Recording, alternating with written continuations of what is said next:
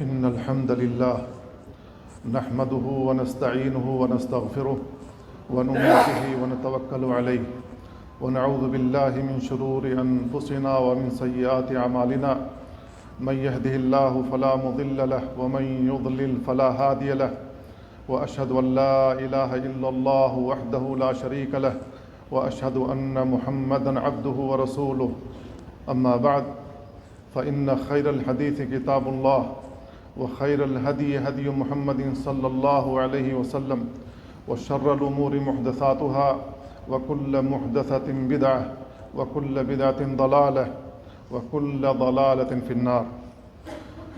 أيها المؤمنون، أوصيكم ونفسي بتقوى الله عز وجل، فإن تقوى الله ومراقبته هي خير الزاد وأقوى العتاد ليوم المعاد.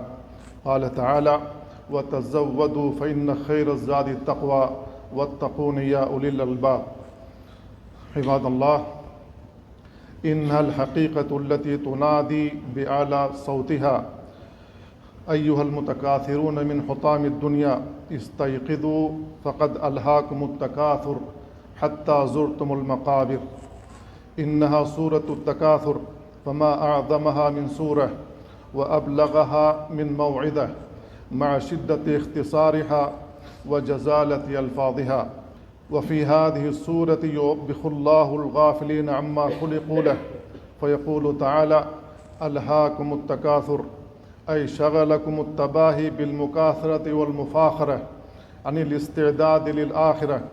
قال ابن القيم رحمه الله: التكاثر هو كل ما تكاثر به العبد من أسباب الدنيا من مال أو جاه أو بناء أو غراس أو علم لا يبتغي به وجه الله أو عمل لا يقربه إلى الله، فكل هذا من التكاثر الملهي عن الله والدار الآخرة. وهذه الأموال التي تتكاثر بها إما أن نأكلها فتفنى أو نلبسها فتبلى أو نتصدق بها فتبقى. قال صلى الله عليه وسلم: يقول العبد مالي مالي، إنما له من ماله ثلاث: ما أكل فأفنى أو لبس فأبلى أو أعطى فأقنى، وما سوى ذلك فهو ذاهب وتاركه للناس.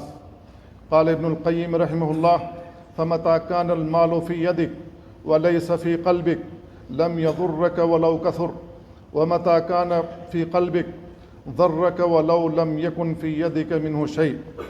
قال الله عز وجل: حتى زرتم المقابر، وهي أول منزل من منازل الآخرة، والله سماهم زائرين ولم يسمهم مقيمين. قال عمر بن عبد العزيز رحمه الله: ما أرى المقابر إلا زيارة، ولا بد لمن زار أن يرجع إلى بيته إما إلى الجنة أو النار. قال ابن القيم رحمه الله: وتأمل ما في هذا العتاب الموجع لمن استمر على إلهاء التكاثر مدة حياته كلها، بل أرقد التكاثر قلبه فلم يستفق منه إلا وهو في عسكر الأموات. وطابق بين هذا وبين حال أكثر الخلق. ولا يزال المرء حريصا على التكاثر حتى يموت ويمتلي جوفه من تراب قبره.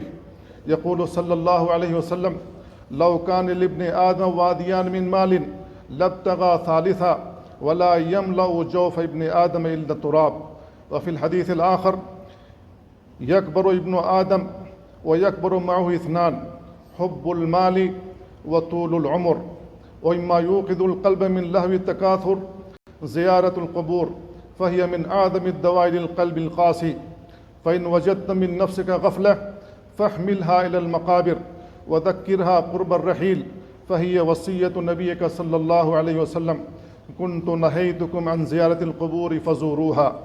قال تعالى: كلا سوف تعلمون ثم كلا سوف تعلمون، أي سوف تعلمون عاقبة تكاثركم إذا نزل بكم الموت وصرتم إلى المقابر.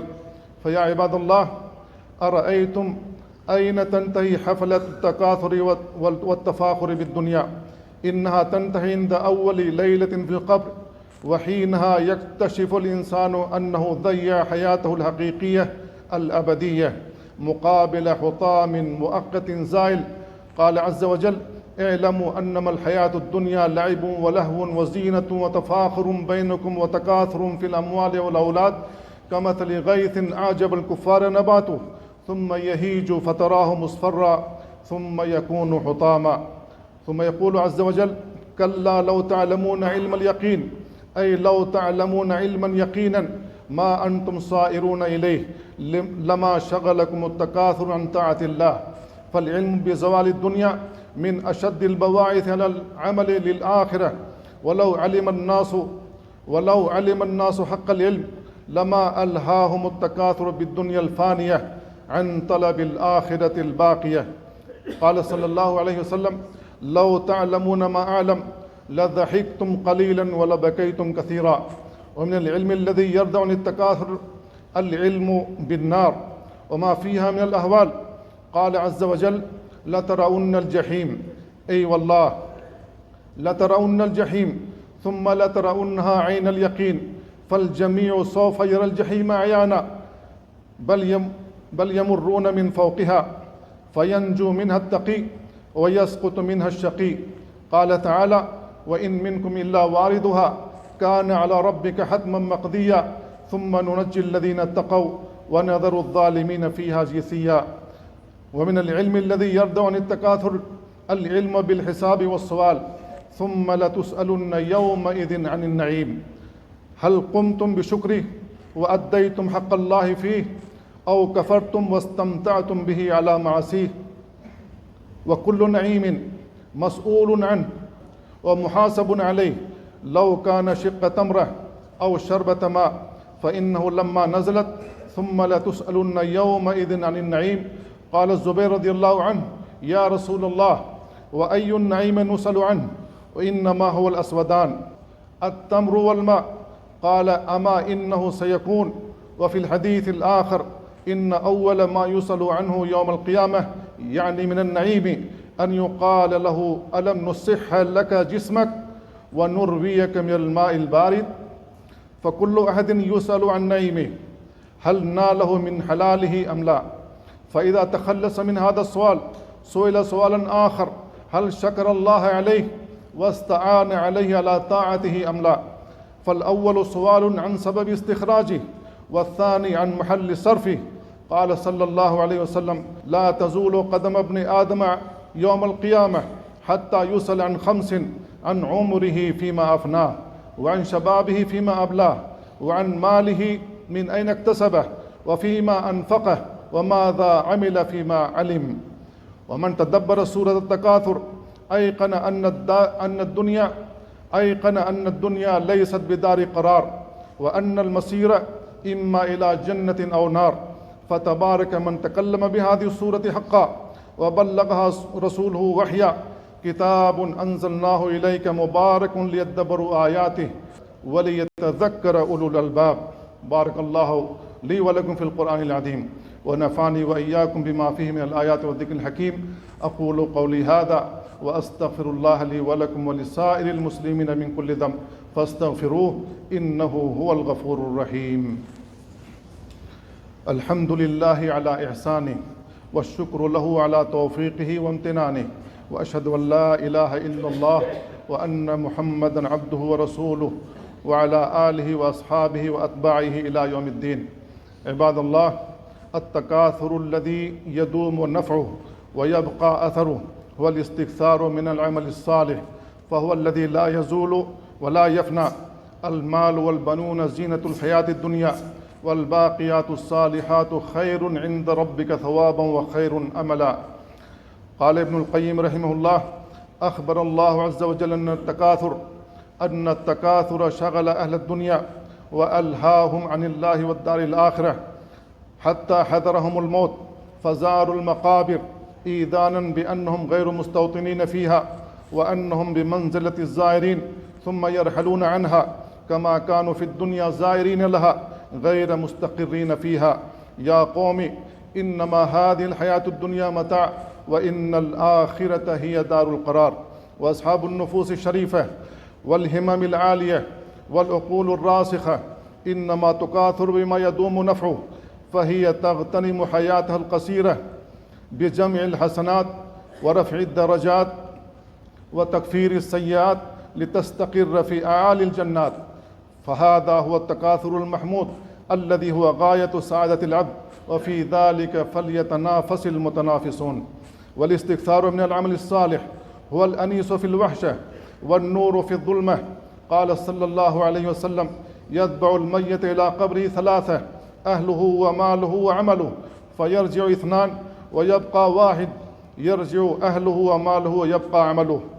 يا من بدنياه اشتغل وغره طول الأمل، الموت يأتي بغتة والقبر صندوق العمل.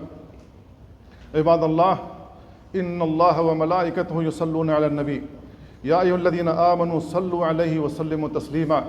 اللهم صل على محمد وعلى آل محمد كما صليت على إبراهيم وعلى آل إبراهيم إنك حميد مجيد. اللهم بارك على محمد وعلى آل محمد كما باركت على إبراهيم وعلى آل إبراهيم إنك حميد مجيد.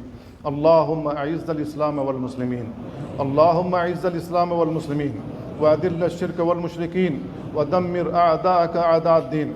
وارض اللهم عن الخلفاء الراشدين أبي بكر وعمر وعثمان وعلي، وعن الصحابة والتابعين ومن تبعهم بإحسان إلى يوم الدين.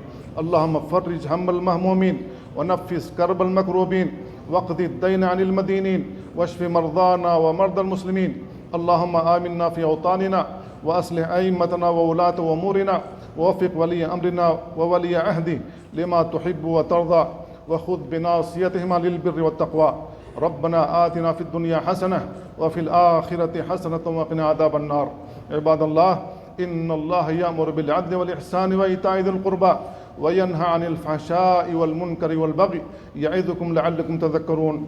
فاذكروا الله العظيم الجليل يذكركم، واشكروه على نعمه يزدكم، ولذكر الله أكبر، والله يعلم ما تصنعون.